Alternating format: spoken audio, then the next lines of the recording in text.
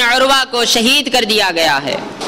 آپ نے انا للہ و انا الیہ راجعون پڑھا، وہیں پر جب عبداللہ ابن زبیر کو معلوم ہوا تو وہ بھی دوڑتے ہوئے مکہ مکرمہ سے اس مردویہ مقام پر پہنچ گئے اور فرمایا کہ بھائی میں چاہتا ہوں کہ آپ یہیں سے مکہ مکرمہ واپس لوٹ جائیں، لیکن امام حسین رضی اللہ تعالیٰ عنہ فرماتے ہیں کہ نہیں، میں نے آج رات ایک خواب دیکھا ہے کہ جس میں حضور پاک صلی اللہ علیہ وآلہ وسلم کی زیارت ہوئی ہے اور پیارے آقا نے، میرے پیارے نانا جان نے مجھ سے کچھ وعدہ کیا ہے۔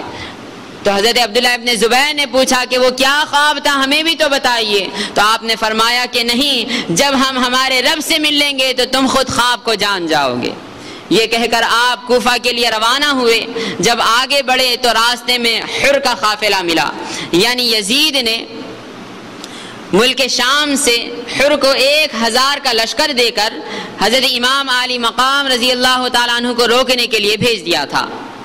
ایک مقام پر حر ملا آپ سے اور انہوں نے کہا کہ اب میں آپ کو آگے جانے نہیں دوں گا اور نہ ہی پلٹنے دوں گا، مجھے ابن زیاد کی طرف سے یہی حکم ملا ہے۔ آپ نے فرمایا کہ دیکھو، تم ہی لوگوں نے مجھ کو دعوت دی ہے یہاں پر آنے کی، تم ہی لوگوں نے مجھے بلایا ہے، پھر تم ہی لوگ میرا راستہ روک رہے ہو، آخر بات کیا ہے؟ دیکھو، اگر تم نہیں چاہتے کہ میں یہاں پر داخل ہوں تو میرا راستہ چھوڑ دو، میں مکہ مکرمہ واپس چلا جاؤں گا، یا پھر اگر نہیں چاہتے کہ میں مکہ مکرمہ جاؤں تو کسی اور طرف چلا جاؤں گا۔ تو حر نے کہا کہ نہیں، مجھے یہ حکم ملا ہے کہ آپ کے ساتھ ساتھ رہوں۔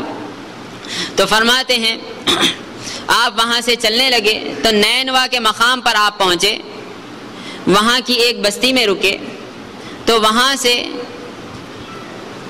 حر آپ کو بے انتہا سختی کرتا ہوا جب وہاں لے آیا تو وہاں پر اس کے علاوہ ایک اور فوج آئی، اس فوج کا سپہ سالار تھا عمر بن سعد۔ یہ ابن سعد نے یزید کا پیغام لایا کہ جو ابن زیاد کے متعلق تھا، کہ ابن زیاد نے اس کو یہ کہلا بھیجا کہ جاؤ امام علی مقام پر سختیاں کرنے لگو اور ان کو اس وقت تک نہیں چھوڑنا جب تک کہ وہ یزید کی بیعت نہ کر لیں۔ عمر بن سعد آیا، آ کر کہنے لگا حر کو کہ ان کو کسی اور مقام پر جانے نہ دو، بلکہ مجھے یہ حکم ملا ہے کہ ان کو بے آب و گیاہ ایسے مقام پر ان کو رہنے دوں جہاں پر نہ کوئی بستی ہو، نہ کوئی ہریالی ہو اور نہ کوئی پانی ہو۔ غرض کہ 2 محرم الحرام کو آپ ایک ایسے مقام پر پہنچے کہ جہاں کی فضا بے انتہا مقدر نظر آ رہی تھی اور بے انتہا وہاں کی زمین مغموم نظر آ رہی تھی۔ آپ کو نکلے ہوئے بہت دن ہو گئے تھے، آپ 8 ذی الحجہ یوم تربیہ کو آپ وہاں مکہ مکرمہ سے نکلے اور کربلا کی زمین پر آپ 2 محرم الحرام کو پہنچے۔ تو امام علی مقام نے کچھ لوگوں سے پوچھا، بتاؤ اس زمین کو کیا کہا جاتا ہے، اس جگہ کا نام کیا ہے؟ تو لوگوں نے کہا اس جگہ کا نام کربلا ہے۔ تو امام علی مقام فرماتے ہیں کہ میرے آنکھوں میں وہ ساری احادیث اور وہ سارے مناظر دوڑ گئے کہ میرے پیارے نانا جان نے مجھ سے جو کہہ دیے تھے کہ اے میرے پیارے نواسے، تمہیں کربلا کے مقام پر شہید کیا جائے گا۔ امام علی مقام نے فرمایا کہ اب ہماری آخری منزل یہی ہے، یہیں پر رک جاؤ۔ آپ نے وہاں پر خیمے نصب فرما دیے اور ساری فوج کو وہاں پر رکوا دیا۔ حر کی بھی 1000 کی فوج اور عمر بن سعد کی 4000 کی فوج، جملہ 5000 کا یزیدی لشکر وہاں پر کھڑا ہو گیا۔